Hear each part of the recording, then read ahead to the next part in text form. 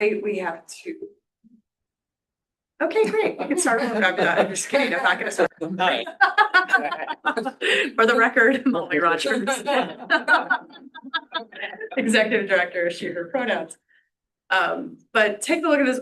Every day it feels like there's a new change. And there's a couple I do want to share with you that's particularly concerning. The first is really wholesale changes to our continuum of care application process. So we weren't supposed to have to do a continuum of care this year. It was going to a biennium process. And then they have changed that, and not only that, but they've changed the emphasis and priorities of the continuum of care funding. Generally, the application is several hundred pages long. They give us maybe 2 to 3 months to write it. We generally get outside help. We are having to completely, essentially, we don't even know what the questions are yet, but we know we only have 2 months to do it.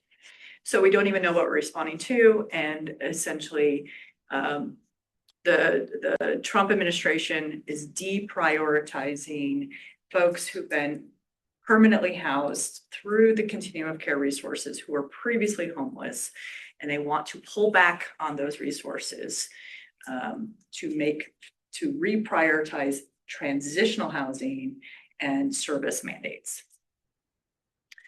So for us, nationally, it's a scramble. It's advocacy work is really heating up with our congressional delegation. But we support hundreds of people in permanent housing through the continuum of care, and nationally, essentially what they're saying is those we have to redirect those resources to time limit them and put them more towards different approaches. So 90 to 95% nationally of those resources have gone to permanent housing, and they're saying we can only support 30% of the continuum of care to permanent housing solutions. So this will be devastating across the board. We in the region have the benefit of our local voter-approved supportive housing services measure and we have way more flexibility to do some redirecting of resources to keep people housed as needed. But that in itself, we've been building out that system too. So that's not a infinite number of resources, but it will take really quick planning for us to think about what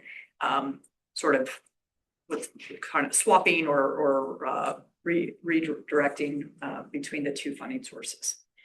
Our priority, of course, will be to keep people who have previously homeless that we have housed stay in their housing. That's important to us. The other piece on the federal level is, as you all know, ICE has really heated up in Oregon, particularly Washington County. It has been very scary for people who are trying to get to work, trying to get to childcare, trying to send their kids to school. People are getting picked up on transit ways of getting to and from places. So it's created a very fearful time for our community, and our county commissioners have declared what they call a state of emergency to shed light on this issue, to be in solidarity with the folks who are affected by ICE, and to have some resources from our reserves some is going towards food banks, and some is going towards supporting folks who were detained by ICE. So that's all happening at the same time. We have, at the same time, we've had to figure out, we're still, part of our one pager is elevating the issue that we do house what we call mixed status households.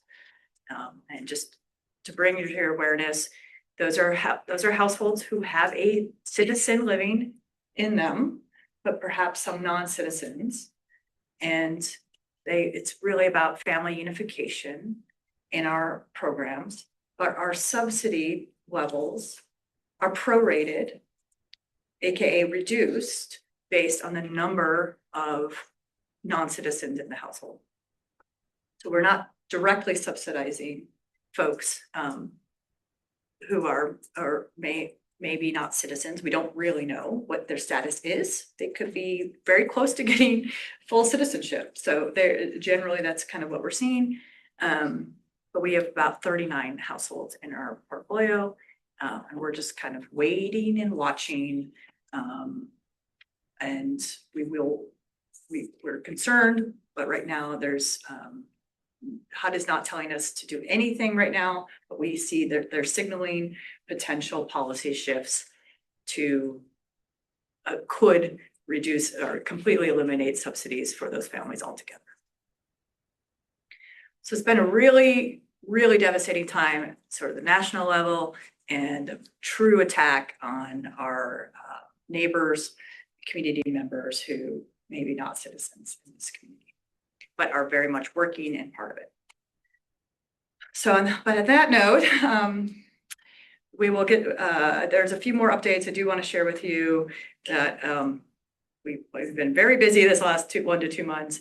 The key thing is we've continued to show up for our community and create more housing opportunities for folks. We did open up a project-based Section 8 waitlist that you may have seen in some of our social media and other press releases. And we did it in a new way this year, kind of creating zones across the county. Otherwise we would have people show up for signing up for a project-based waitlist, but maybe they live in Forest Grove, but the first unit comes up is in Beaverton and they don't want to live in Beaverton, but maybe they want to stay in Forest Grove. So we were able to say people can exhibit, indicate what zone they want to be able to stay in their community where they are open to, and they have a choice from 1 all the way up to 4 zones. So it's really honoring housing choice, but also getting it a little bit easier for folks who are getting pulled off a wait list to us better match to the housing that they want. So it was incredible department-wide effort. Virtually almost everyone touched that project-based waitlist, and we had over 4,000 households add to that waitlist. So kudos to Liz and her team. It was quite an effort. It takes many, many months to plan something like that. So that's exciting. And then on the homelessness work that we're doing, we are in the process of updating what we call our local implementation plan. We have a listening session tonight. You're all welcome to join, but it's getting some feedback from folks where we want to think about the next. We're about halfway point. We're literally on the halfway mark of our supportive housing services measure work. And it's a good time to reevaluate and think about where the system is, where we want to keep going and growing, but where do we really need to potentially say we're having to stabilize and think about where the system is balanced or where it's not, and we need to make adjustments accordingly. So we have it. And then let me just see what I'm missing. Oh, and then really one of the biggest highlights for me in the last just week and a half was we opened up the Hillsborough shelter. Actually, it's just Friday. It feels like a week and a half, but it was just Friday. We're really talking about years in the making, but it's the first year-round shelter for adults in Hillsborough. You know how huge this is. I just want to take a moment. This is really a milestone for this community. It's been in the making for literally decades. Just on a personal note, 25 years ago, I was a fellow, placed at the Community Action Organization in Washington County, and my time was spent listening to people who were experiencing homelessness for the summer and retelling those stories. And what they really wanted was a place for respite and to find new hope for their families. So this is our true dream fully fulfilled. Many now finally realized after all this time. So it was very, very meaningful, and just being able to, Senator Barkley came and spoke, including Congresswoman Bonamici and many, many other electeds. It's a big deal for Hillsborough. So I don't know if right now they're doing a food drive for right for the holidays. And I would love for folks to think about donating for that food drive. We should think about something our department, now that I think about it. And then also wanted to, last but not least, because there's a lot there. Vienna Star is having a fundraiser in 2 weeks, and encourage folks to go. Jill and I will be there. And Brian, anyway. So it's called Una Noche Vienna Star. I'm just doing a plug for you, Nathan. And Thank you. It's in Portland. Entry is free. We just ask for donations. So if you sign up in advance, it's free. And then we ask you to make a donation. It's actually a musical event, so it's a lot of dancing and fun. It's not your traditional gala sit down affair. So if you can come, that would be great. December 4th, correct? Yep, December 4th. So with that, I'm happy to take your questions. So I think on the front end, doing the zoning thing was a lot of work. But I think actually it probably creates efficiencies for you now, because you're not reaching out to people, making all these phone calls where people say, I don't want to move there. That is the theory. We're going to test. It might be, I mean, I'm just looking from a business model standpoint, it might be more upfront work, but hopefully intermediate and long term, it's more efficient for you reaching out to people. And we hope more efficient for those people. Well, for the people too, I'm not making it for Exactly. them, but I'm saying there's there mostly for them, but also it might create better, it might be an efficiency model for you too, right? That is what was initially driving That is the change. exactly the reason. Right. Yeah. So it's a win-win on both sides, sort of. That's our Okay. hope. And then I'm just kind of curious, when you talk about properties and what we're doing with mixed families and stuff, we're talking about properties we own. Do we have any, Actually, I'm talking about our voucher holders. okay, about trust. So of all this stuff going on, do we do any monitoring on properties where we're an LP and have very small, I mean, do we have, where we've given money and participated with people in tax credit deals and stuff? Mhm. And all this stuff going on in Washington County? Do we have any checking on them on how they're handling tenants, or we just have to stay arm's length from them in our position? I'm just kind of curious from a societal and community standpoint. I mean, I know most people we deal with, a lot of them are nonprofits, but we have other people too. I'm just kind of curious, do we track out kind of how they're dealing with all this and their tenants? Well, we do. Nathan and I were just talking about that the other day and how they're handling that. You mean for our partners, or Yeah. for the ones that we're the general partner for? Not general, in general, I think we control. I'm talking Yeah. about ones where we're a more limited partner and I don't know what our agreements are. I don't know if we just sort of let them do their thing, or we sort of say, hey, what are you doing around this? We would hope you're doing X. I mean, I'm just curious. Yeah. I think it's been more, Nathan, do you want to respond to that? How you guys are handling it? Well, I mean, the housing authority is the local distributor of the housing vouchers, right? The Section 8 vouchers. So I would assume that you would be charged with enforcing HUD rules. And if the HUD rules change, correct me if that's wrong, Molly, but we would try to follow whatever, you made us do, basically in alignment with whatever HUD is doing. Has this been completely rolled out? Because obviously you have people already living in properties, and if their subsidy is suddenly changing, that'll be very disruptive to them and also to the property. So I'm not actually sure what the current status is. Is that rule in effect as of now? We No. have always complied with what HUD requires, which is if there is a member in the household that's not eligible, i.e. undocumented, we do not provide funding for that proportionate share. You can say, so in a 5-family household, if there's one that is undocumented, our voucher is only calculated for the 4 household members, not the 5. Right. However, in our database, HUD actually sees eligible members, and they also see household size. That is a requirement of what we already provide. So we are in compliance with HUD. But what is happening now from not just what Nathan's saying, but others who are developers and owners, is that ICE seems to be targeting especially our communities that serve low income people of color, Hispanics mainly. And in addition to like the Star, I've heard from Hacienda, heard from some of the others who serve communities of color, that they are just they're being plucked. So to back real quick, Nathan, to your question, there's not rulemaking that is telling us to pull back subsidy Ah, okay. Mhm. households. So I just want to be really crystal clear. We don't want to spread rumors. Right. We see signaling. We are afraid HUD will do that, but right now it is not the rule. And is that do you happen to know, Molly, or anyone there? Because that would potentially say like any household with a single person that's not eligible or is not able to confirm, they would withdraw the entire subsidy. I believe that was the proposed rule, or I read that somewhere.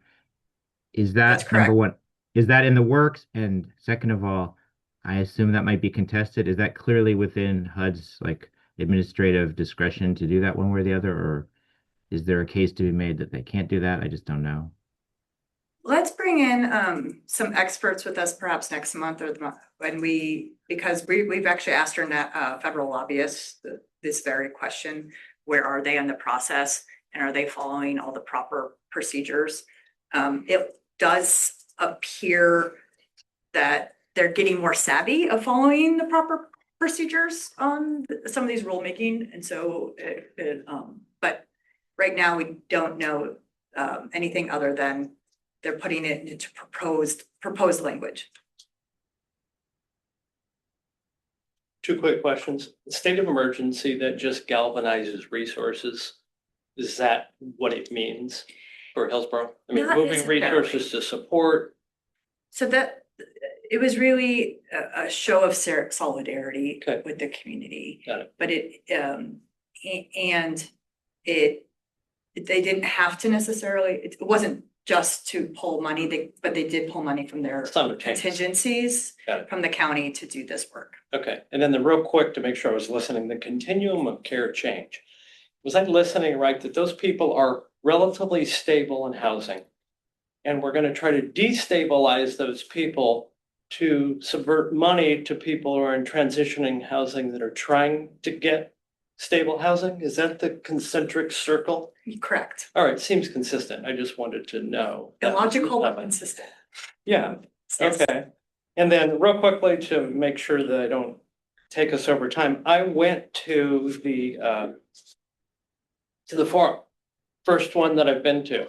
And I'll do paid political announcement with Nathan, with Andrea Bell at Oregon Housing and Community Services, Ivory Matthews at Home Forward. They were spectacular, right? And just listening, it kind of gave you hope, which everybody could use right now. I thought it was impassioned and very knowledgeable, so I learned a ton.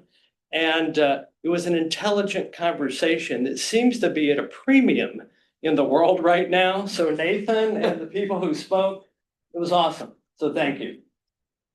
Thank you for sharing.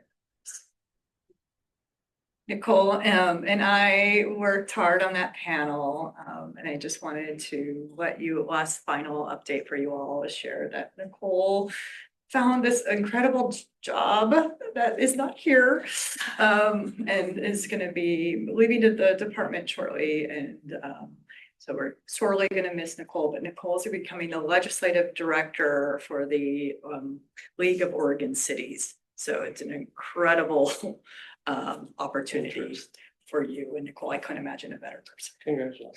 Thank you. Thank you. I'll tell my little joke because I have to. I'm from Salem. I call myself a retired lobbyist when I came on board at the county, and my joke is you can take the girl out of Salem, but I guess you can't keep her out. Thank you for the big laughs. I do appreciate it.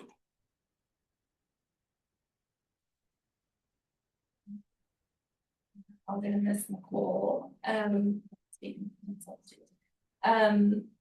So we are going to move on to I have a quick update, just want to let everybody know and remind everyone that we don't have a December hack meeting scheduled, but we do have the luncheon, which is going to be on December 17th. That's based on the responses that we received from everyone. That seems to be the date that works best. We will send out like a more official invite for your calendars. And You just repeat what the date was? I'm sorry. For some reason, I couldn't hear it. December 17th. Thank you.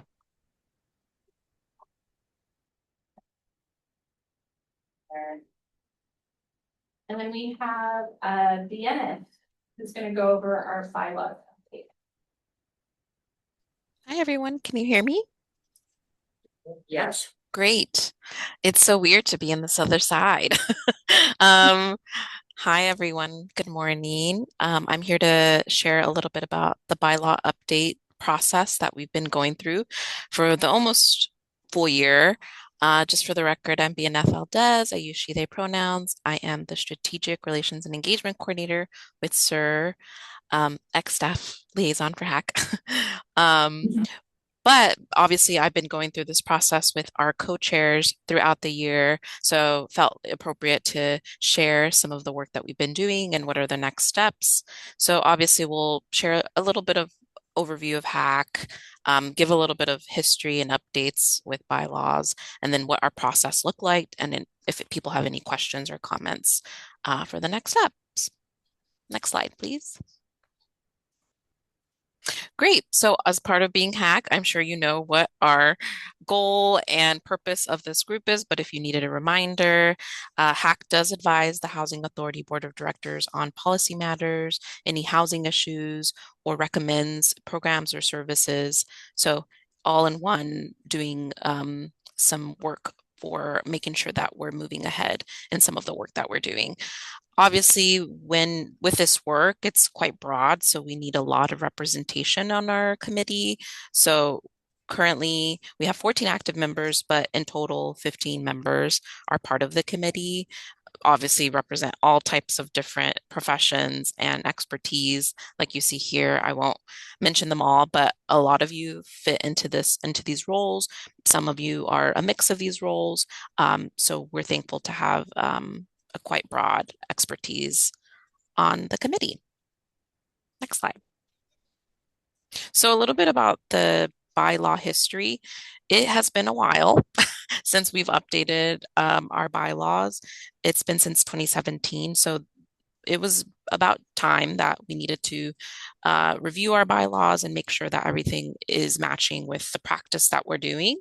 So we kind of embarked on this journey at the beginning of the year. So it's been many months of an advisory body work group, which was made of me and the co-chairs, and obviously inviting HACK members throughout the process if they were ever interested in a particular section. It is quite, dense work, but we were able to do it within the past year. So I'll share a little bit about what that looked like if we can go to the next slide. Great.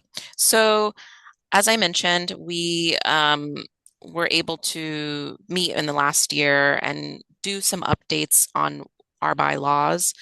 We really wanted to reflect the current practices of what HACK is doing. So we are doing some of these practices already. And so we wanted to memorialize that in our bylaws because it had been so long that wasn't done within the bylaw process currently. And so we wanted to reflect that.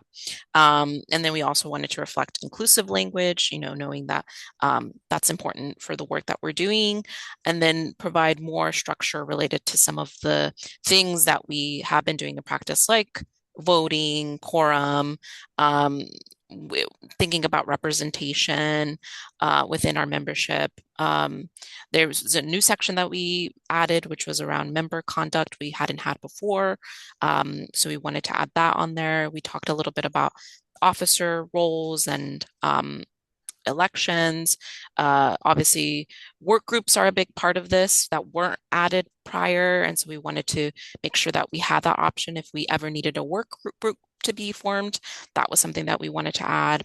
Also, annual work planning, making sure that that was added into the work. And then solidifying the bylaw amendment process, obviously being a little bit more intentional about how often we wanted to amend our bylaws and making sure that we're doing that consistently and that we're beholden to that. And you received our proposed changed bylaws. So if there's any questions that have come up after reviewing that, please let me know, but we can do that at the end of this presentation. But I don't want to go into the details because you received it already, but this is pretty much an overview of why we made some of these changes and what those changes look like within the proposed changes. Okay, next slide. So our process, like I said, was a long process, almost a year. It was made up of our co-chairs and liaison staff. We met monthly to revise each section of the bylaws. Some sections were quick and easy. Some took a little bit longer just because they were a little bit meatier. And there was, we wanted to also reflect some of what the Solutions Council was doing. Knowing that is one staff liaison now as an advisory bodies coordinator who's kind of overseeing that work. And so we wanted to make it somewhat cohesive and make sure that they're matching in certain ways that make sense for the work. So we wanted to do that. We presented updates to y'all regularly throughout the year to make sure that you were in the know of what we were updating you on and making sure that we were on the same page. And if there was any interest from the group. Like I said, it's pretty dense and it's not the most glamorous part of the committee, but it was something that we wanted to make sure that we were incorporating and into and giving you those updates. So obviously you received those proposed bylaw changes in the beginning of the month. And so you had some time to review those. And that's the process now, still doing that now. And then hopefully the next step is having council review those bylaws for approval. So making sure that legally everything looks up to par. So they will review those bylaws within the next month. And then hopefully we'll come back to you in January for a final vote for approval to make sure that things feel good there. So next steps in the next slide, we'll kind of jump into that a little bit because it kind of matches this process. So like I said, review by legal at the end of 2025 and then get final approval by HAC from members in January. And then finally, like set in stone for that the Board of County Commissioners will also approve it in February. And then from there, our bylaws will be in practice for the foreseeable future until the next revision. Like I said, we did want to align with Solutions Council just because there's a lot of overlap in some ways, but not always. So we wanted to be a little bit cohesive with that. But yeah, if there's any questions or comments, I'm happy to take them. I'm sorry our chairs are not here today to share about their perspective, but they were very beneficial throughout the whole process. And I really appreciated their perspectives and asking good questions of like, what about this or what about that? So I really appreciated them and having like thought partners with them. So I will pass it over to the group. Yeah, this is Bruce, real quick. Other than doing the right thing and updating these, do the updated bylaws help us going forward in terms of if we're grant writing or asking for a voucher? Does somebody test it and say, yeah, we can move forward given your bylaws speed? So that was my question. Does that help us going forward? I think our bylaws are more for the practice of the group. So it's more of the technical practice of the group.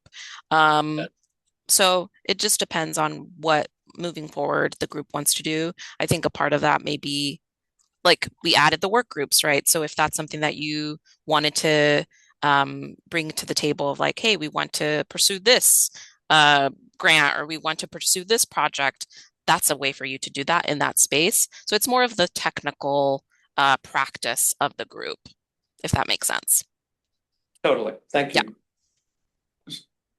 So I didn't read every word, but I skimmed them. So Mhm. one thing that it does for you, I think, is it opens up, it's not as defined as who needs to be on this committee. It gives you a little more flexibility, because I think you're having difficulty Yes. finding exact professionals. Mhm. So Mhm. while it gives you guidance, like try to fill these positions, it allows you not to definitively have to find, I'm gonna make some 2 architects or 2 finance people. Yeah. It's like, so that's an advantage.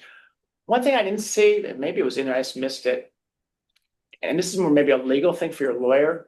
For Mhm. messing with bylaws when you want to amend them, is that a simple majority or a 2/3 vote of a committee? And the reason why I ask is that, I think you can do either one. And the only reason why I bring it up, and maybe I'm, because sometimes having a super majority is a problem, and sometimes it's not. And maybe for this group, it doesn't really matter. But what you don't want is on bylaws that you can, this is gonna sound crazy for this group, but maybe I'm like being too weird, like federal government here. But I don't think it's gonna go, I don't think it's gonna be a power play at this committee. But if you get a chairman who's trying to do a power play, you sometimes don't want someone just to have a simple majority to mess with bylaws, because they can run through policy if they just get one extra person. Yeah. And sometimes for things like bylaws, it requires a 2/3 vote, because bylaws are more set and you want to have a real majority to mess with bylaws. And I was looking to see if that was in there. And you know what, you can do it either way, and I'm probably doing overplay here, but on some political things, they want 2/3 because they don't want these back and forths if you get a power play at a committee. I don't see that going on at this committee. This isn't the kind of committee it is, but maybe that's more a legal question for your lawyer. Do you know the answer, Nicole?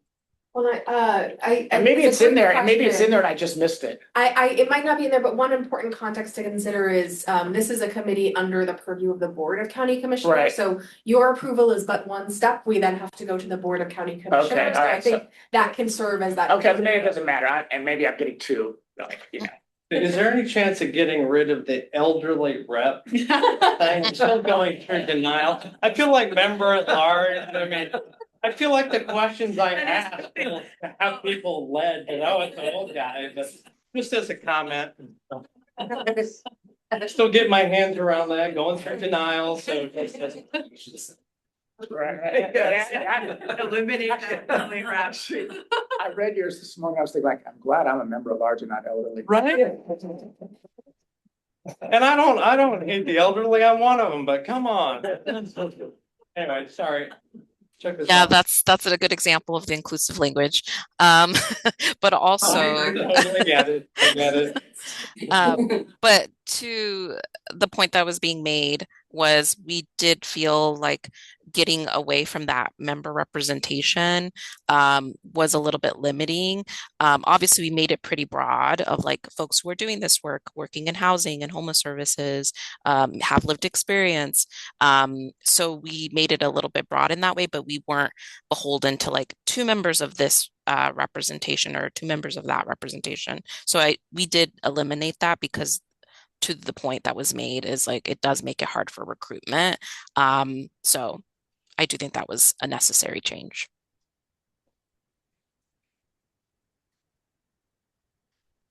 Any other thoughts or questions? I know I have a short amount of time on the agenda, but wanted to have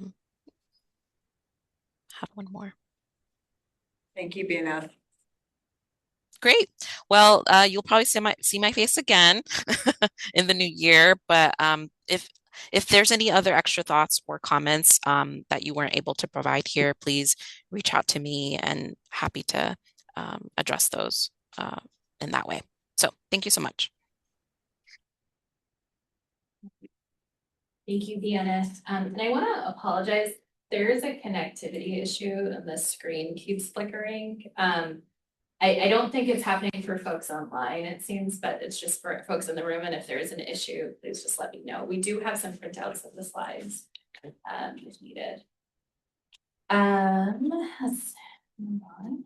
All right, so I think we kind of went over federal updates. Is there anything that you want to add? Yeah, I can catch us back up to speed, but I covered a lot of this in my executive director report because it's really right fresh, but a couple other components it's kind of wild to think we were actually the longest historical ever shutdown, but that all happened at the same time, last couple months. And we, that's partly why we started this one pager, because we realized everything was changing so quickly. And it was hard to keep track. But essentially, we were able to have enough funding with our federal programs to get us through December. Luckily, we didn't have to face the daunting issue of having to notify our residents if we didn't have enough funding for rent. We didn't have to deal with that. So as we know, the shutdown ungloriously ended with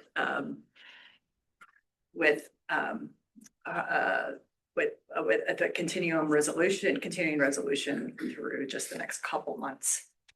And so for us, it's signaling the likely, well, it's hard to crystal ball. I think, Bruce, you always ask me to crystal ball it.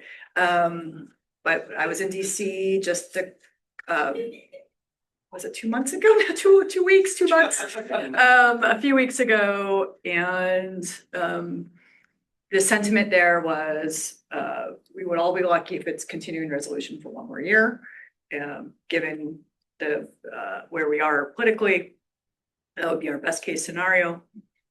We are likely going to budget around that. So this is your chance to guide us on, how, as our budget advisory committee, of how do we keep weathering the storm through our budget process. So as we all know, continuing resolution is actually more of a loss to us because expenses keep going up while our revenues stay flat. There were some delays, but we've dealt through those delays just fine. And really the big effort for us going to be continuing for the next year is our early sunset of the emergency housing voucher program. There's a lot of conversation in DC with the other housing authority directors around EHV. Not a lot of options, unfortunately, for housing authorities to weather that storm. Other than if you're not, because right now many housing authorities are facing shortfall for the first time ever. And HUD is changing its cash management rules. They want to see less cash sitting in reserves, using reserves to offset shortfalls, which means less money for us to convert EHVs onto another rent assistance platform. So all of this is intersecting to a very different picture than housing authorities have really ever been in. We did present to our board a plan, a series of triaged transitions for our roughly 79 EHV households. Encourage you all to kind of take a look at that. We will periodically update you all here on the progress as we get to those milestones. But essentially, we did get a HUD waiver to move folks who are being assisted with EHV to go to be at essentially the top of the housing choice voucher waitlist. So as we can pull off people, if there's enough funding for us through attrition to move other folks onto that platform, we will do that. But right now we're not seeing as much attrition to know that we're going to serve all 79. And we do have some open slots in our mainstream voucher program that we will open up that opportunity for folks to convert to there. But to make a long story short, likely we'll have enough EHV funding for about another year in a few months, year and a quarter. And so we will work. We just notified all those residents that we want them to, as much as they can, get onto the project-based waitlist, get on as other opportunities to give themselves that year for planning. We do, and we will assess and do case management work and assessments with the remaining folks to see if they would be eligible for SHS resources. Our hope is to be able to find a glide path for each of them by the end of next year. I think we highlighted the other one. So I think it's just any questions? So maybe I missed that. Didn't understand this. So are you saying, did you say, like financially, we're a pretty solid housing authority compared to many housing authorities? Correct. very financially set, I think, so, you could be penalized because you've managed your cash better than other people. I mean, it's like you get penalized for having more. It's not, I don't know if I would use the word penalized. They're looking at it as your first way to no housing authority should be in shortfall at all. Right. So that it's not anyone's fault to be in shortfall other than we've been in CR for what, almost 2 years now. So and then rising rents. So you only have so many options. Ideally, HUD would be able to increase its appropriations. So they're seeking now more than ever before, using those reserves to help offset the shortfalls. Sometimes they offer up shortfall reserves, their own HUD can manage their own cash somehow, their own way to help offset this. This is how they've done it in the past, but we're afraid there's gonna be so many housing authorities in shortfall. And then those housing authorities are having to tap reserves that they thought they would have had for more of a rainy day, or building for development work. But we have reserves under our control now. They're under our control, and we'll talk about it in the finance presentation, that we pulled down more reserves in order to start spending down our cash so that we're positioned should this go into effect. Okay. Great segue. Oh, let's talk about money. Great. Let's go to the next slide and just talk a little bit.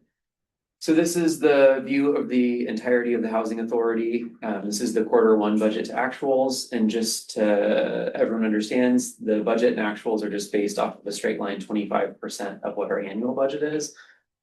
So it's helpful for context, and in some cases where we have kind of different cash flow throughout the year, it distorts kind of the view of things. So I'll just start with top line numbers.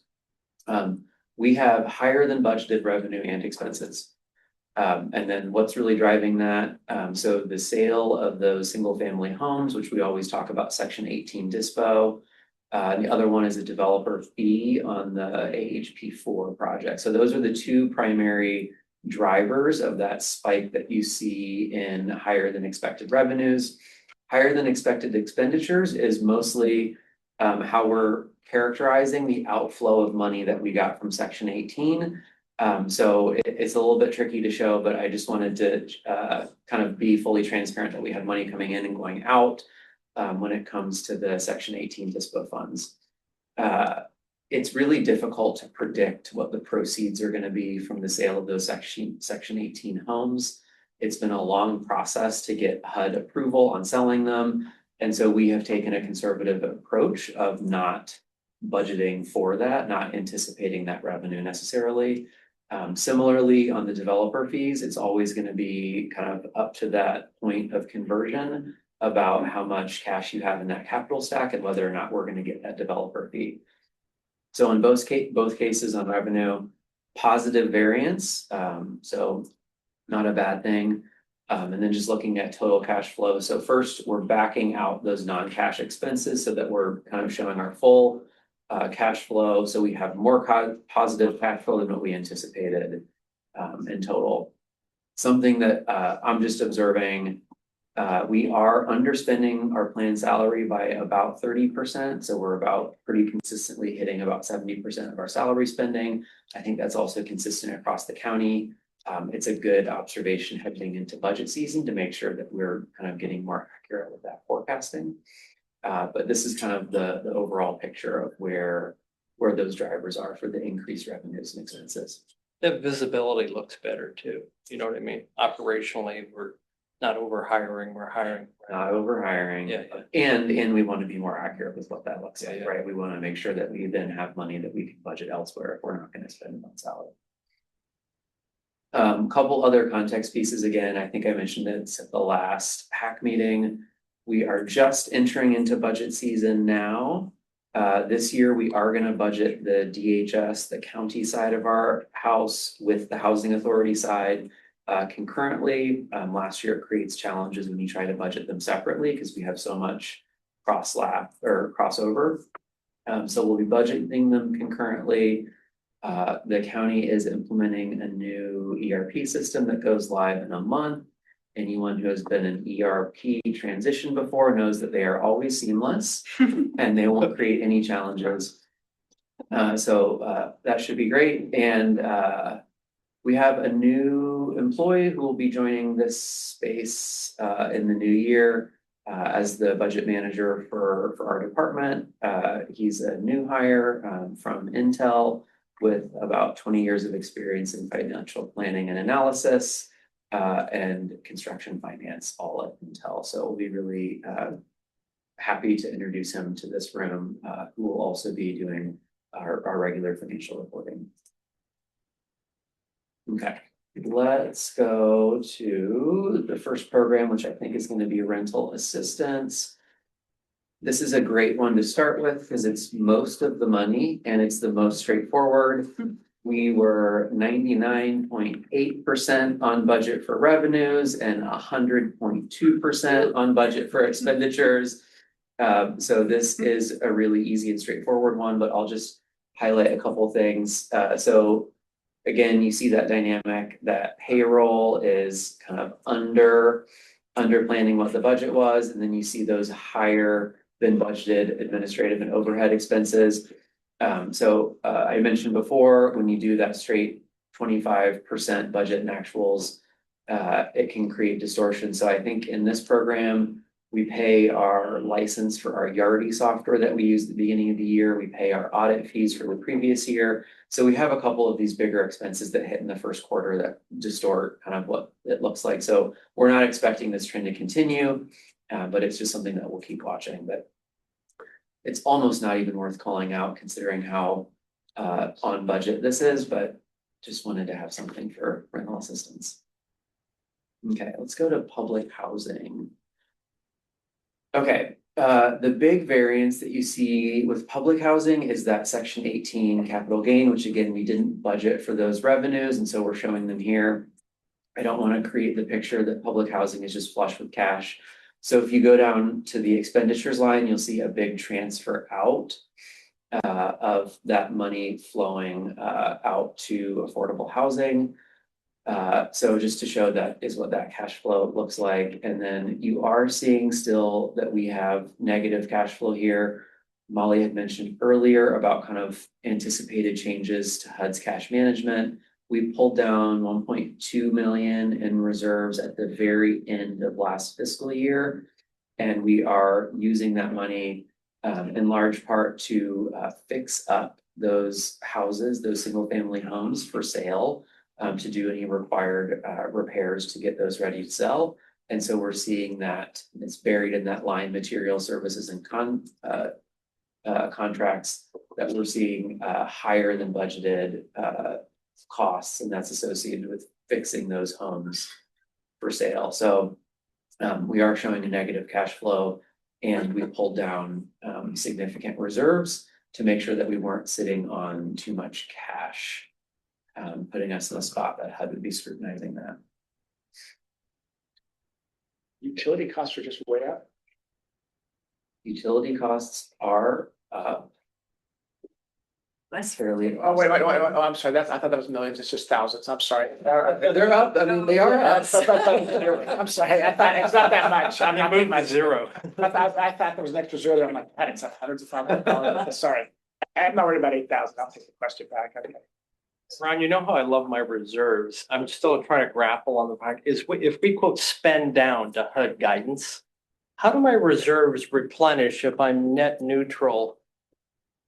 Net cash, do they magically say you hit the ratio, therefore here's more reserves? How do does that make sense? Once I spend it down, if I'm operating on a net neutral budget, it'll stay at that amount forever. That's a great question. I might need to kind of circle back with some Okay. other staff to get a little bit of follow-up there on what that replacement would look like. And I'm following your logic. I think we're trying to be responsive just to the fact that if Oh, no, I get it. we don't I just- do this, it's and like- we're depleted anyway. It's just correct. counter logic to my life, right? And so I was wondering that I spend down, good, I hit the ratio, I had a bump in expenses, oops, can I have some of my money back? And I'm guessing what that answer is, but I didn't know if there was a formula. So anyway, I won't, Yep. for future conversation. On the next slide, this is just kind of understanding of the section 18 homes. So I think as of the close of the first quarter, we had sold 12 this fiscal year, sold 1 last fiscal year. So this is just kind of for fun to see the sale price and then the relative gain that we're getting on the sale of each of those homes. So in total, 60 were approved for disposition and 1 last year. So as the close of quarter 1, 13 of these homes have been sold. So just to give you an idea of the revenue that has been coming in on these homes so far. Okay, can you maybe highlight the 54?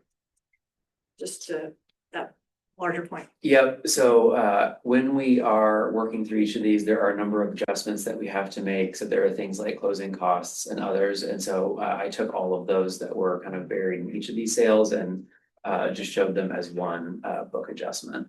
And then in addition to those fees, we are able to offer this 10% discount to the folks who are existing resident or other to nonprofits. And that's been one of the adjustments, and that's been really exciting. That's helped in a few cases.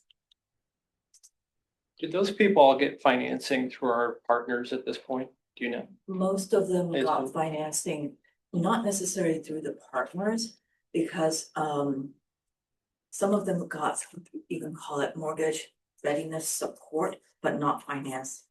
In part because our partners rely on a lot of funding from OHCS and other like Beaverton, Hillsborough, and all the local jurisdictions, and some of them couldn't line it up.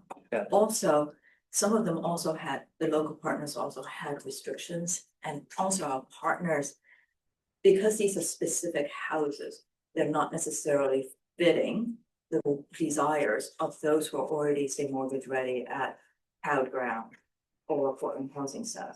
But what we did find is that most of the Section 18 buyers are first-time buyers, Right.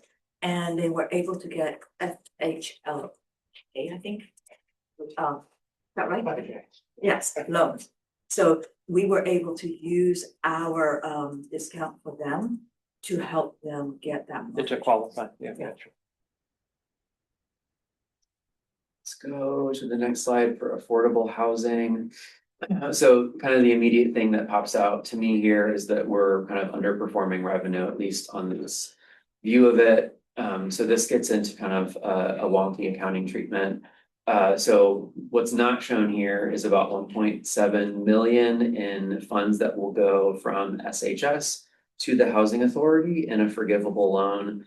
And during our audit process closing out this last fiscal year, it was flagged by the auditor that we had recorded it as an expense and a revenue between the two houses. And just to make it easy, I like to say that Jess loaned Jill money and Jill's not going to pay her back. It's a forgivable loan for the renovations, the project for Cornell Road to make that into transitional housing. And so it's not being recorded as a revenue, it's going to be recorded as a payable. So just trying to be consistent with how we are showing this as we're closing out our audit for this past fiscal year. That is, if you look at the numbers, that's essentially making up for that off budget in revenue that we're expecting, and that's just our accounting treatment. We're also underspending in that expenditure line for administrative and overhead. And this again is related to anticipated outflows that we're going to have for the development of the Cornell Road property and the Heartwood Common. So we have a couple properties that will have some pretty significant outflows. And at this point in the first quarter, we haven't hit those yet. So let's shift to affordable housing development. Next slide. And so again, on that first slide, I mentioned one of the other big increases in revenue were those developer fees for the AHP4 conversion to perm. And so that, again, we don't budget for that. We take a conservative approach because it's difficult to anticipate exactly what that capital stack is going to look like at conversion. So that 2.6 million is included there in other revenues and our actuals, which is the big driver behind the higher revenues than what we had budgeted for. So I have one quick question. Mhm.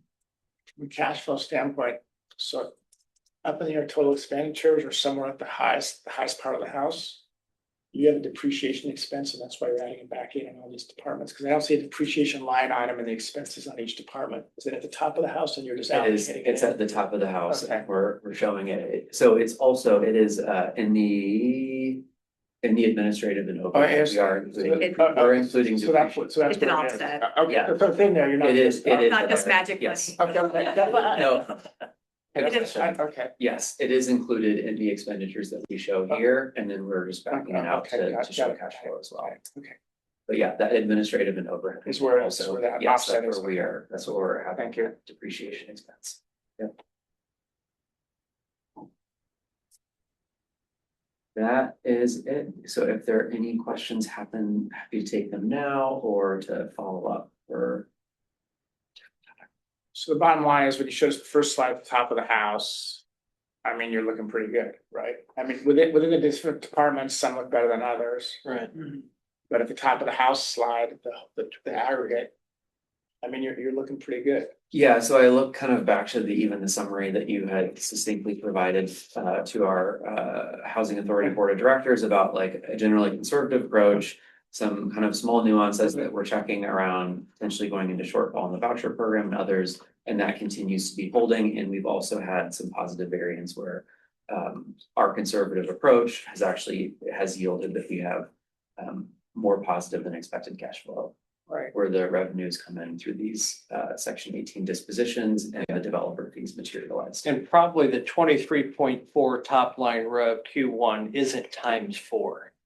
If you projected Q2, Q3, Q4, you can't just, you're not. I wouldn't anticipate that, right? The section 18 sales, I don't know if as we continue to sell, if it's gonna get more difficult because Yeah, we've yeah, but sold. there's some Maybe the delta. most desirable homes Yeah. have been sold and Exactly. now. We will touch on it in just a little bit. Okay. Because the actual amounts, so the budget, I'm sorry, if we go to slide 17, it's I think that's where we're looking at the budget, the total top of house Right. budget. That won't change because that's 3 months and it'll just be 6 months, 9 months. We'll just annualize that. But the actuals will be highly variable because it will Yeah. have the section 8. Well, that's what I meant. You probably don't have 23 million top line rev Q2, Q3 because you're gonna lose a revenue source. I don't think we'll continue to every quarter hit $2.6 million developer fee unless. Right. Yeah, The so, big one will be the developer Yep. fees. Right. Yeah, gotcha. Thank you. Okay, so this is one other question. Now, because I don't think we've covered this. So this is your budget, this is operating. And then from a balance sheet standpoint, you're okay on cash. We better be, yes. Yes. But I mean, We this give it is something you could be back. out of cash and say, oh, we're operating fine, Yes, and then, we are. but like, if we miss this by $1, we have no excess cash. Well, that's my reserve question until I Yeah, give it back and they but go. my point is, you're saying, I mean, you didn't tell me, but I mean, we have some cash. That's my point. In excess. yeah, We're sitting on some- I was gonna say, in our last audit, I thought we had over 20 million, But. but I think we have more now. Right, Yeah, but but sitting the question is what's unrestricted? Right. I think it was close to. Okay. 20 million. Because Right. because housing authorities can have a lot of restricted, they can't really touch. Okay, that's fine, okay. And Yeah. those section 18 dispo proceeds, they are restricted. Okay. So we're making a lot of cash from those, but we can't just use it Right. to fund anything. Okay, thank you. We're getting there. No, it's good. I'm just, but that, you could be out of cash and look like you're out, Yeah. Oh, look at my balance sheet, but I can't pay the light bill. Right. Yay. Okay. Thank you. Thank you all. I'm not seeing any questions online, so we'll just move to our next item on the agenda. Good morning, everyone. For the record, I'm Liz Morris, your Rental Assistance Division Manager at USG here pronouns. Excited to just share some of our standard housing authority operations that we must do on a regular basis. We're gonna, next slide please, go through our goals today. We just want to inform you about our administrative plan and admissions and continued occupancy plan updates. And so we just want to do a little bit of an overview about the housing authority, those dates, those updates that are planning to be effective for January 1st, and we'll give an opportunity for any questions. Going over into our next slide, thank you. Administrative and occupancy plan are Two of our guiding documents that really support the housing authority and the PHA plan to describe their procedures and policies. So these are what is published that our staff use and guidelines with our Code of Federal Regulations and HUD requirements, and how we are operating our every day with our participants and residents. On a semi-annual basis, we do updates because we just want to make sure that it's a process because it goes through public comment. But we also want to make sure that we're keeping it fresh and that anything that needs to be updated is getting in there. So our administrative plan is our HUD funded voucher programs, our housing choice vouchers, gosh, all of those.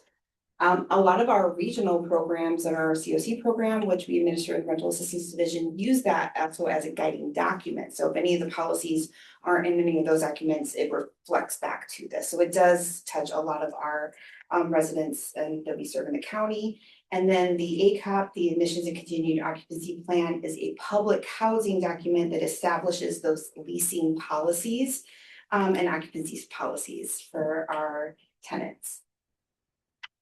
With our next slide, the changes that we're going to go through, and we'll have a slide on each of the changes. I'm just going to do a quick overview here and then we'll get into details. We have some changes on our emergency housing voucher preferences, the project-based waitlist zones, updates to the public housing income limits, making sure that our county access and opportunity resolution is updated as well in there, and then our zero housing assistance payment program extensions through one of our MTW waiver. A lot of this might sound familiar because we've come to you in the past about some of these programs. So this is just our standardization process. With this, we are, next slide, required to do a 40-day public comment. So we have posted all of these changes on our website and we're doing our rounds coming to you all for these routine updates. And then we go to the Housing Authority Board of Directors, the December 2nd meeting to have them. Our effective changes that we are having implemented January, I don't know why I always, the J ones, I always want to say July, but January 1st, our emergency housing vouchers. We wanted to ensure that the language was updated that included the approval from HUD's waiver and any of our other at-risk of termination funding that it provides that preference. So then when we're doing our waitlist management and we have vouchers to pull from and we're able to pull from that preference, that we're just managing those waitlists appropriately and being in compliance. So we are adding that language specifically that if a household on our voucher program or emergency housing voucher program is terminated due to insufficient funding or at risk of termination due to insufficient funding, they would get a preference for the next time that we have a spot. So that is just an update of language for this program. Next slide.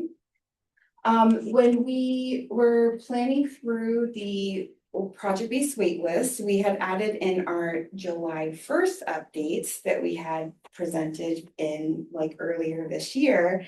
We knew we were going to do some changes. We originally thought we might be able to do one waitlist and still manage that kind of zone.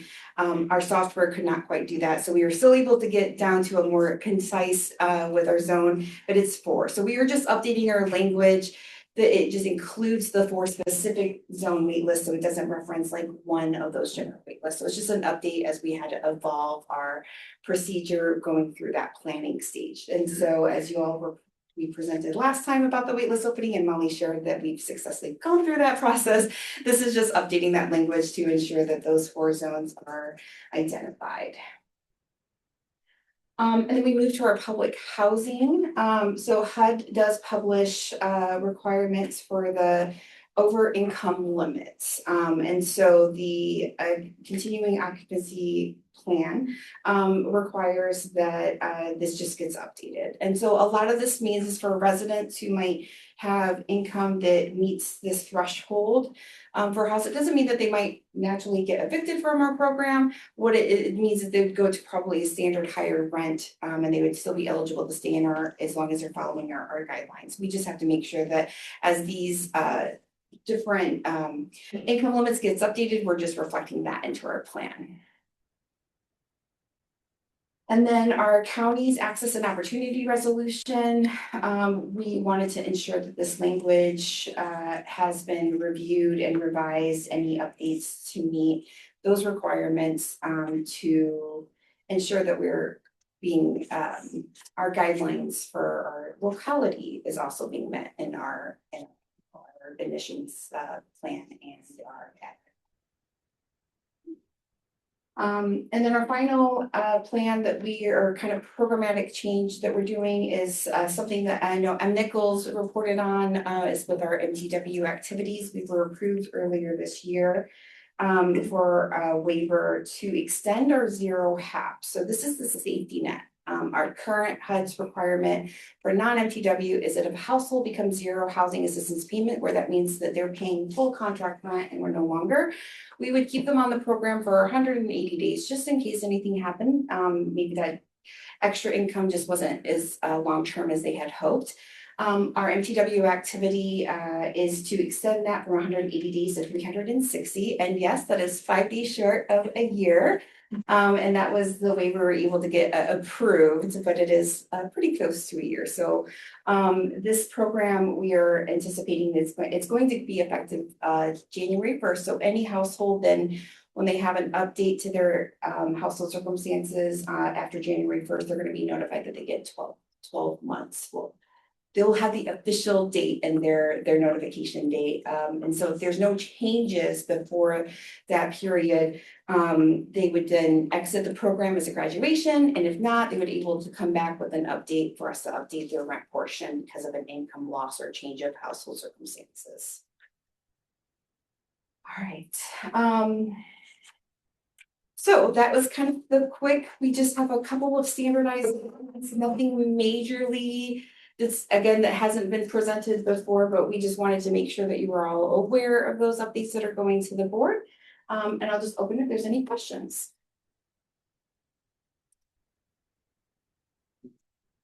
I'm not seeing any, but thank you all for your time this morning.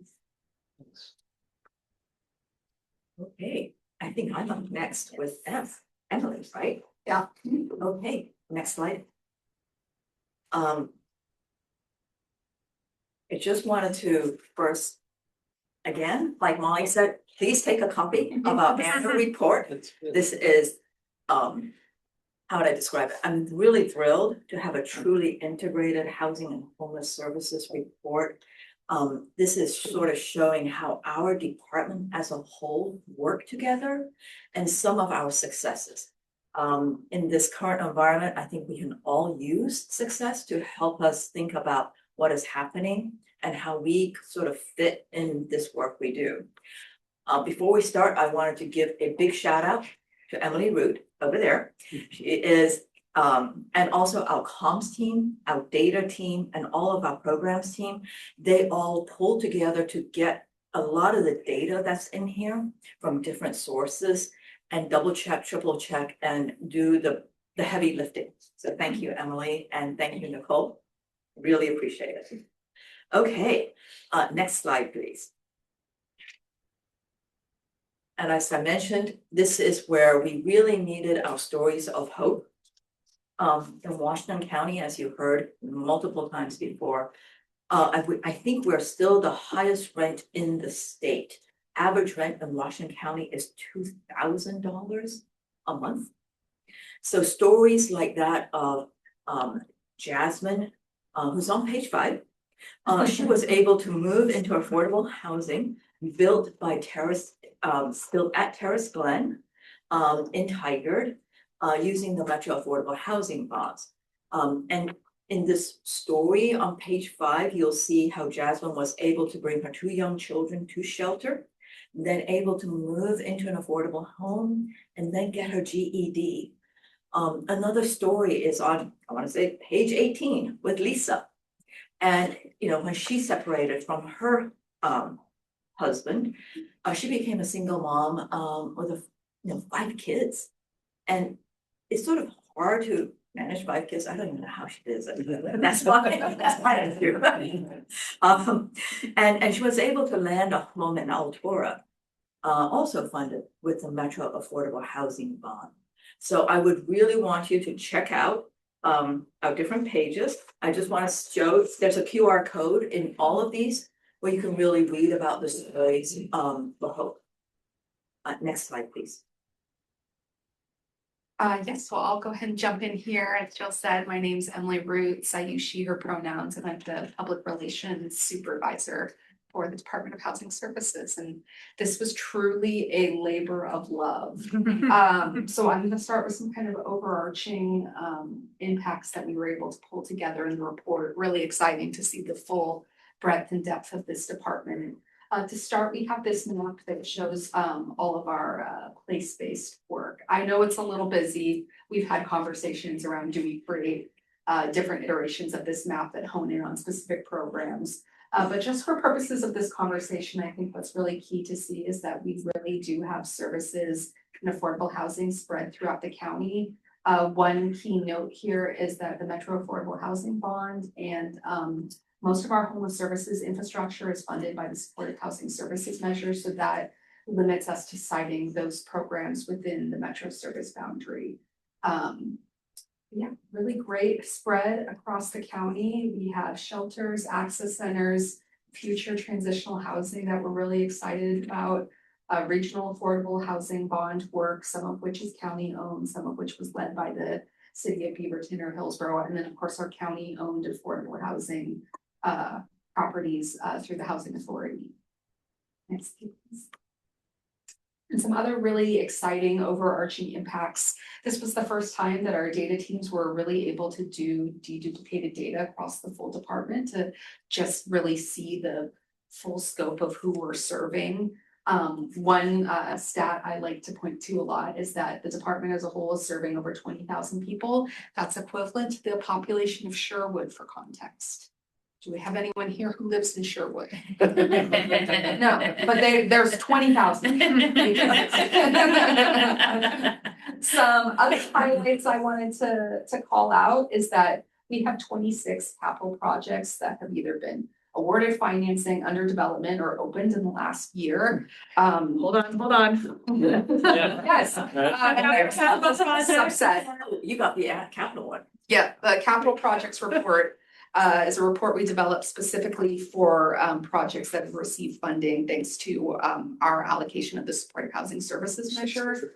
And if you know anything about development, which I know obviously this group is the experts, 26 projects is almost unfinished. I don't know how to do that. And then one thing to kind of call out too is, so within that 20,000 people that we serve, basically all of these different categories kind of feed into that overall number. So we've got 3,100 people that we're supporting with a stepping stone to housing. That's either through shelter or outreach programs. We'll go there next. We've got over 7,700 people that we're supporting with short-term housing assistance. That's primarily either rapid rehousing or eviction prevention. And then over 10,000 people that we're supporting with our long-term rental assistance program. So that's the Housing Choice Voucher, and that's also regional long-term rent assistance funded by the Supportive Housing Services measure. And then last but not least, we have over 1,100 homes that we maintain and own to serve generations to come. That includes both housing authority owned properties and our public housing. Real quick, Emily, does the 20,000 include eviction prevention or not? It does. Okay. Yeah. Just wasn't sure where they were showing. It's the, go back one slide. It's the 10,600. Yes. 7,700. Oh, I'm sorry, That's the you're short right, term. thank you. Yeah. Yeah, Thank there you. it is. Yes, okay, pathways out of homelessness. Once upon a time, my primary role really focused on the homeless services division, doing comms for them. So this is sort of my comfort area, if you will. We kind of, for the pathways out of homelessness section, because we were really thinking about the full continuum of housing, we've really focused this section on what does this support look like for people who are actively experiencing homelessness. So outreach, access centers, housing liaisons, and shelter. So on this first slide, we have a few just really amazing highlights around that outreach piece. If you didn't know, we have 9 geographically dispersed outreach teams. And this was a really incredible piece of data that I was actually shocked by, and that 80% of our outreach exits are either to shelter, housing, or family reunifications. That was really incredible to see. Our outreach providers are meeting people, you know, if they're in a tent on the sidewalk, if they are you know, unhoused in some capacity, and really connecting them with services. And excitingly, we have future access centers coming in Cornelius, Tigard, Hillsborough, and Beaverton. Kind of the wonky thing about doing an annual report that ends June 30th is I can actually now say that we do have 2 access centers that are live. One in Tigard, and you can see our group photo actually in front of the Just Compassion Resource Center that's both a shelter and an access center, and also in Hillsborough, operated by Project Homeless Connect. They're operating out of a temporary location right now, but we're really excited for them to start construction on their permanent access center. And then another kind of sort of related program, we have our Housing Liaison Program. These are folks who are embedded within different systems of care who are helping folks get connected to housing services. And we saw 682 households exit the Housing Liaison Program to housing, care facilities, shelter, or family reunification. And those folks are embedded in places like community corrections with our Health and Human Services Department. And doing more of that services integration has really been a priority for our department. Next, please. And then last, looking at shelter and transitional housing. This is a stat we return to frequently, but I still think it bears mentioning that when I started in this department in 2021, we had no year-round shelter capacity serving adults experiencing homelessness. Then I think about a month later, we opened our first shelter, and today we have over 400 shelter beds serving individuals, families, people with all different kinds of care needs in shelter. And with that, we are now at a phase where not only do we have the shelter capacity, we are increasingly having more purpose-built locations, which is super important to really serving this population well. We opened the Tigard location that was on the previous slide, the Just Compassion Resource Center, and also the Beaverton shelter last year. And if you ever have a chance to take a tour of either of those facilities, I encourage it because they are such great spaces. Chris in the photo is the shelter manager at the Beaverton shelter, and he's pictured in front of a really beautiful mural that I just love. It's such a wonderful greeting to that space. And then at the same time, we've kind of seen a gap in our system between shelter and long-term housing. And with that, we're really excited to dive into the world of transitional housing. We're planning for over 100 units of transitional housing at 2 locations. One site will be focused on stabilization, operated by Transcending Hope. And then the other site is owned by the county, but we just announced that the service provider will be Helping Hands and will be recovery-focused transitional housing. We're deep in that community engagement process. Appreciate all of you in this room as you kind of provide support and elevate the importance of transitional housing. That's really valuable. Slide. Great. And I'll take over as Emily was talking about, you know, the housing and homeless spectrum, going from homeless to housing stability. Where do we go? We're going to talk a little bit about rental assistance and then about affordable housing or permanent housing. First, about rental assistance.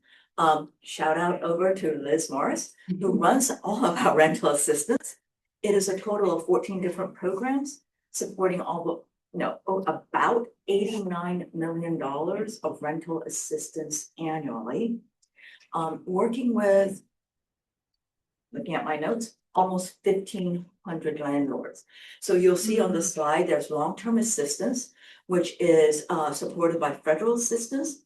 And that is our alphabet soup, so to say. You know, the HCV, Housing Choice Vouchers, the Veteran Administration, the Mainstream Program, the Family, what is it? Federal FSS? Self-sufficiency. Yes. And the Foster Youth. So it's all sort of those acronyms. And then on the, there's about over 1,500 households being supported by our SHS measure and our OHCS measure.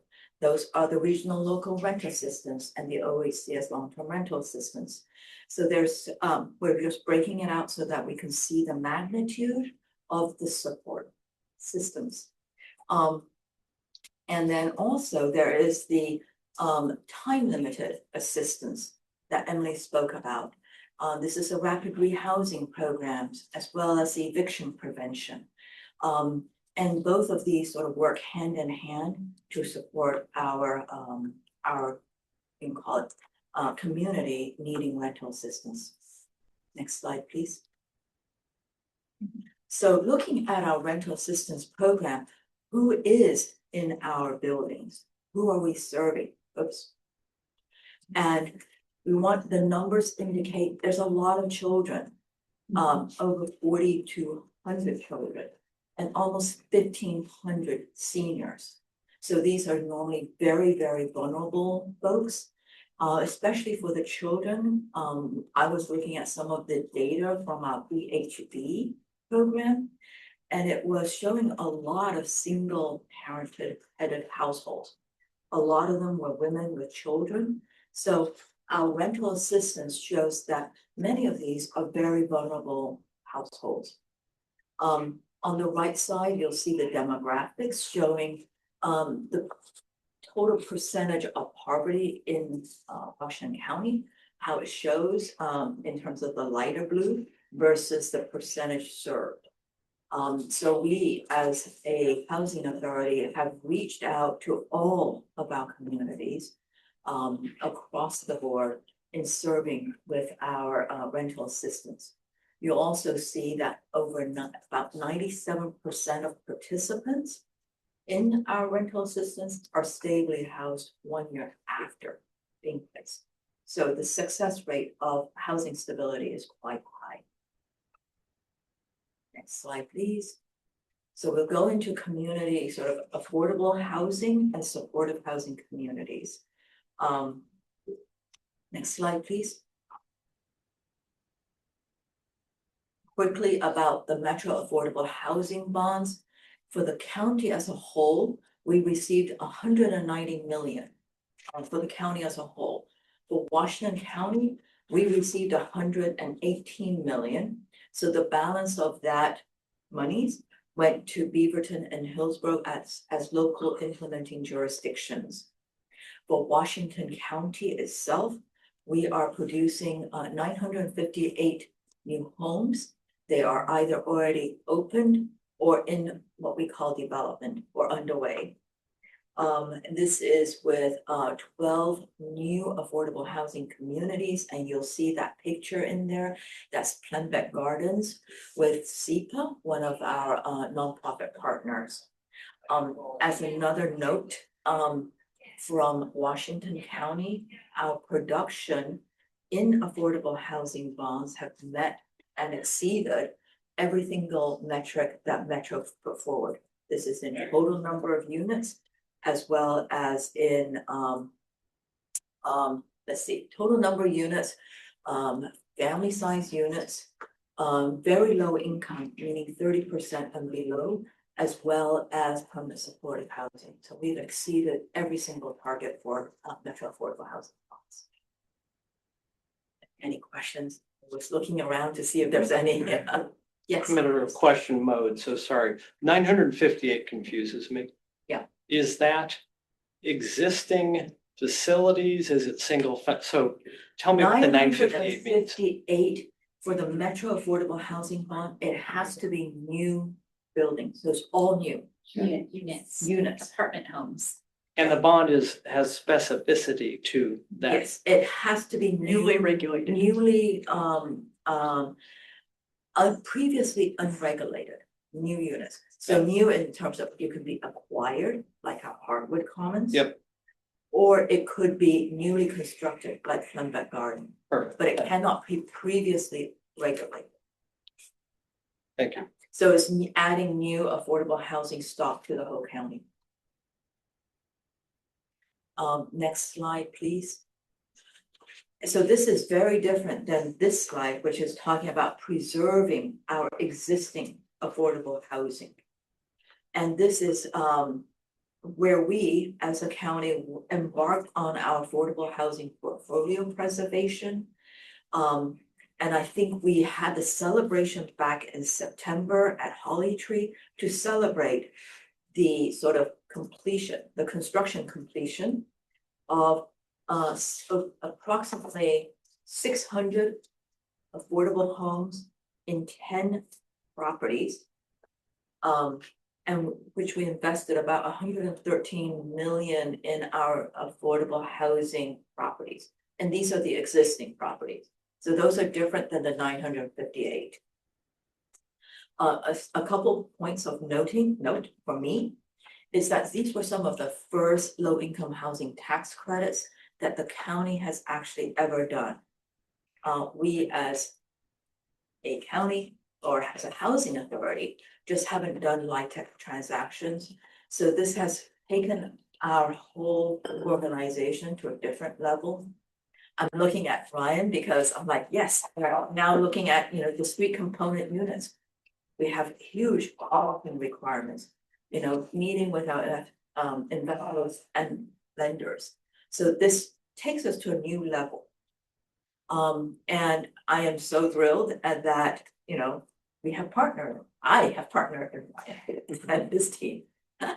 And of course, with our investors. Also, some of this preservation in my mind is understanding what we can and can't do with our existing portfolio. And this falls into our public housing portfolio. And understanding that our public housing portfolio, 244 units, scattered site, mostly single family homes, were not necessarily buildings we could preserve in the long run and actually keep to serve our low income residents. So that's where the Section 18 DISPO came into play, which is if we can't maintain it and keep it in good condition for the residents, we really should try some different options. Meaning HUD allows us to do the tenant protection vouchers.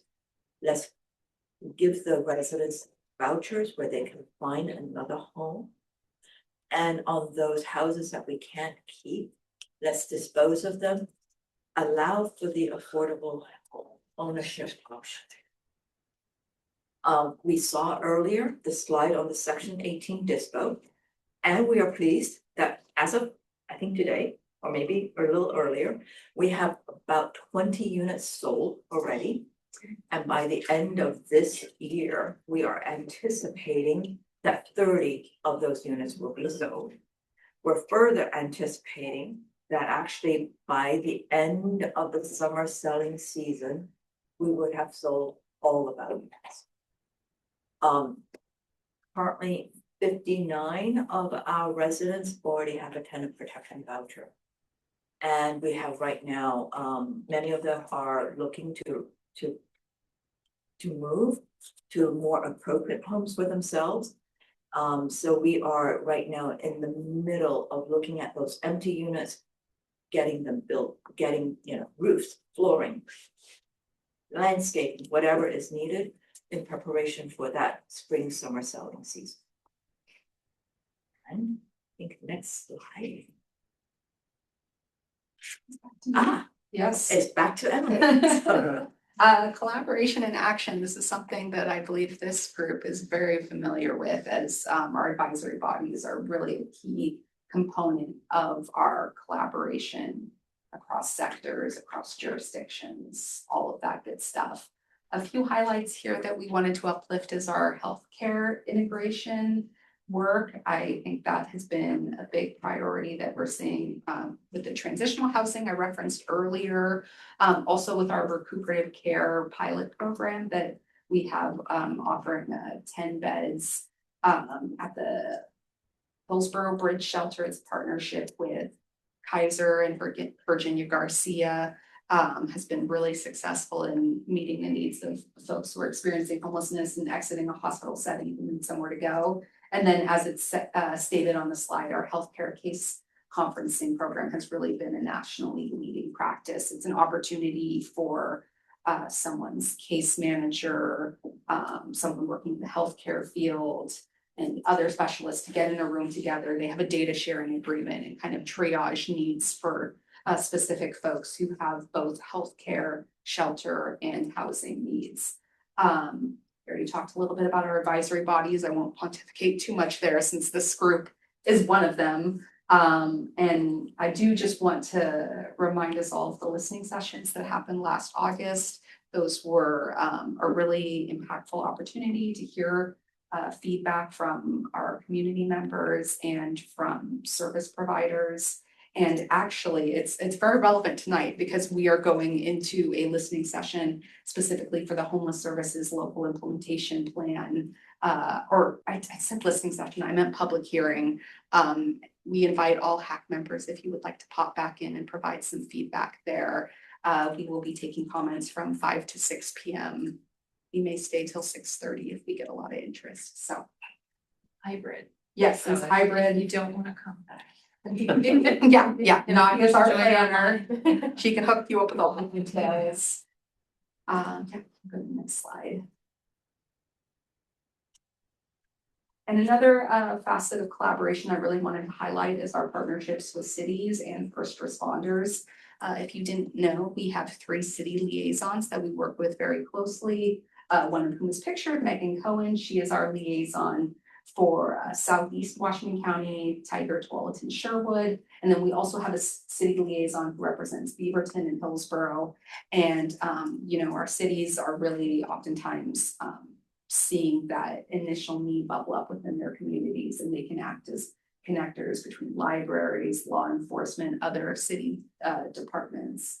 And kind of related to that, we're also working closely with first responders on what's called emergency shelter beds or e-beds. These are shelter beds that are just held in case someone interacts with someone who's unsheltered, who needs a quick alternative for the night. It's not something we heavily publicize, so you know, use this information with discretion. It's really meant to be set aside beds for law enforcement and first responders like Kim Mahan from TPFNR, also pictured in that photo. But it's been a really effective and compassionate tool for giving first responders alternatives when they're enforcing time, place, manner regulations in different jurisdictions. And it's been a really important aspect of our programs and a way to deepen that partnership. And back to me and my favorite financial overview. I gave this one to you on purpose. Monies, I love it. So how does it all come together? And you'll see it in our combined resources for fiscal year 24-25. I did want to note that the fiscal year, the 225 million you see here is just for the Department of Housing Services and the Housing Authority of Washington County. These combined resources do not include all the resources that Housing Authority as a partner, as a general partner, controls or directs through our low-income housing tax credit partnerships. If we added that in, it's probably another 70-80 million. But it's not on our books because those are the separate partnership books. So you'll see that the largest funding source is from our supportive housing services measure. And that covers all of the programs such as the access centers we heard, our supportive services, housing liaisons, and our partnerships with the cities and our local other local authorities. And that's all really focused on helping our homeless community. The second largest one is the Federal Housing Choice Vouchers. That is all of the programs that, you know, this is both project-based as well as tenant-based. That is for the program that Liz manages. You will note on this pie chart that the Metro bonds, affordable housing bonds, have dropped significantly, maybe from previous years. And that is because projects are already constructed and leased. Out of the 12 projects, 10 are currently already fully in operations. So there's no more disbursements out of the Department of Housing Services. They're operating. So the only ones that's left over is Woodland Hearth and Aloha 209.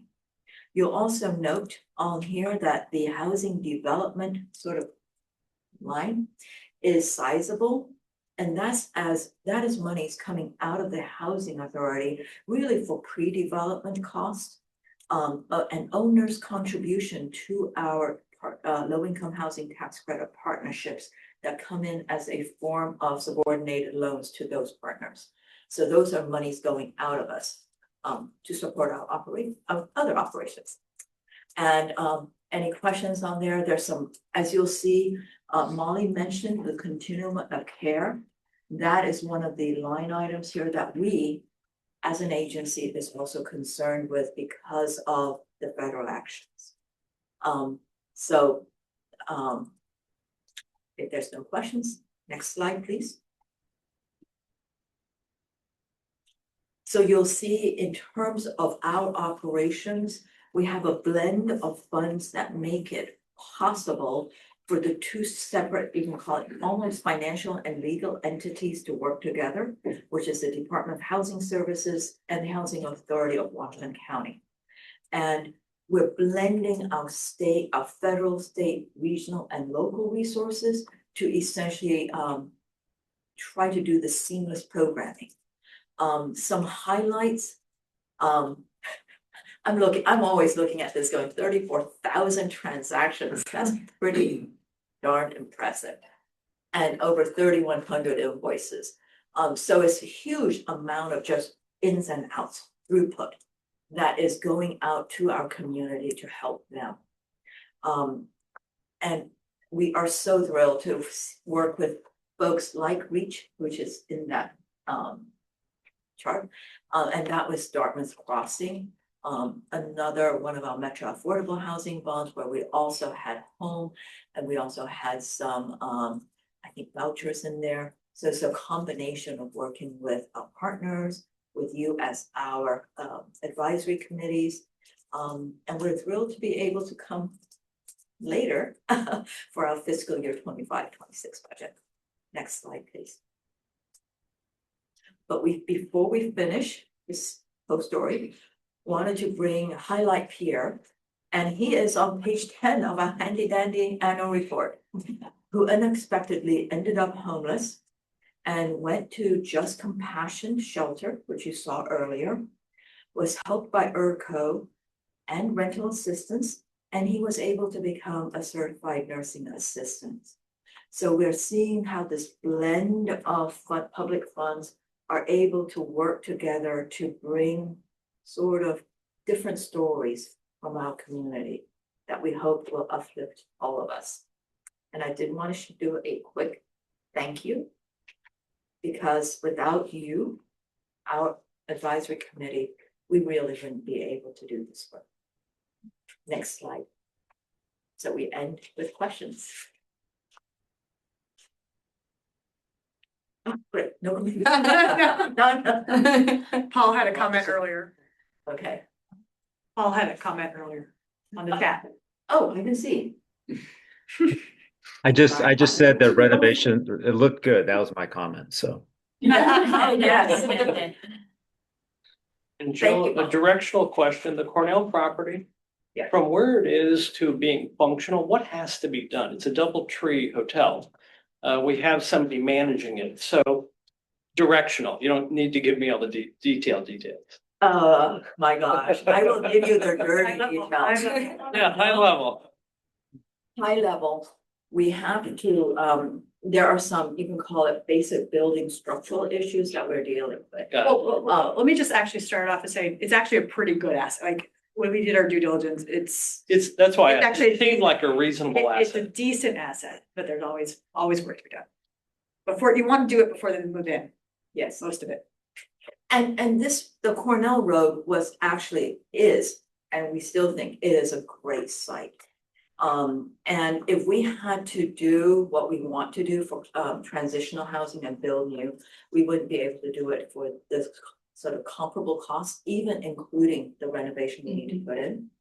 Also, the site is incredibly great, even though we will be working with our community to make sure that we address their safety and security concerns. Right. I live about a mile and a half from there. Yes. People know I'm on this committee. Depending on who you talk to, you get very differing views, Yes, right? And So, we'll get you some talking. we will get, and yeah, and more than anything, I lived most of my life in a hotel. And so it's a hotel. And so my comment would be, what else do you need to do? And let me just go through that, because this is gonna be a transitional housing, we're also putting in some consultation rooms. As Except, well as making sure that we have sufficient laundry facilities, so small services kitchenettes. basically. Yes, for right? services. Support and physical. We're on the first floor is gonna be with Virginia Garcia, so there are lats, and we've got to make sure that they have their, consultation treatment rooms. On second, third, and fourth floors, it is with Helping Hands, so making sure that they have all of the space they need. Got it. And making sure that it becomes more trauma informed. Things such as lights, side of line, making sure that lights are brighter, right, interiors. The community rooms, are. So a reconfig, you've got your shell, Yeah. but And then, Do you want to talk about the cameras and other security? yes, and securities and we are gonna be putting in additional security cameras, box, yeah, got it. Sure Yeah, that you answered folks the do not question. I go- was just kind of directionally saying yes. it's a reconfig and security and And support then services. And then also, because a lot of folks will require ADA, it is technically not ADA. So we need to do some rating Sure. so that wheelchairs don't, float off. There's a few, I don't want to say. Yeah, float, you answered the but, question, so I There are also, I should say, there are also some structural issues we need to do. The exterior EPIS, which is almost like stucco, but less good. yeah. We looked at it, it would probably last for another year or so, but we want to address it, maybe 2 years, maybe 3 years. But it's better to address it today yeah. instead of when the residents are in. And we also want to be able to address the windows and the water intrusion. Got it. Thank you. Other questions?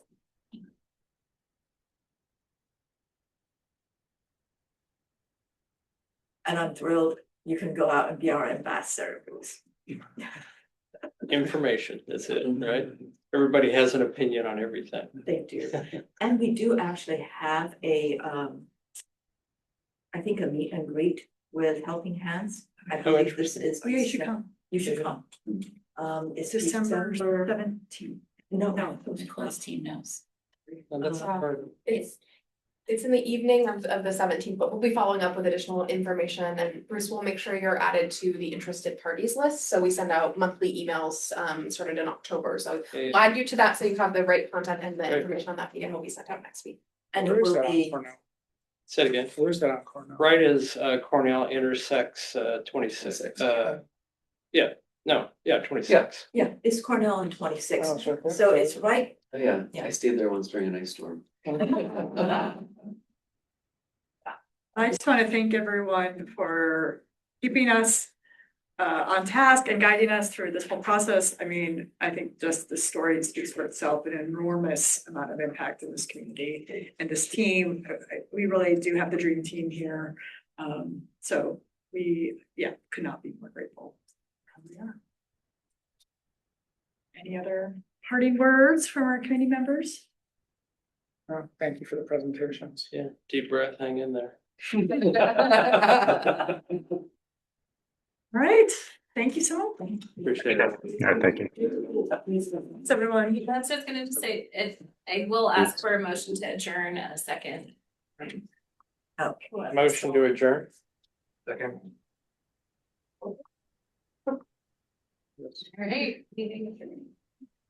All right. oh, We can stop.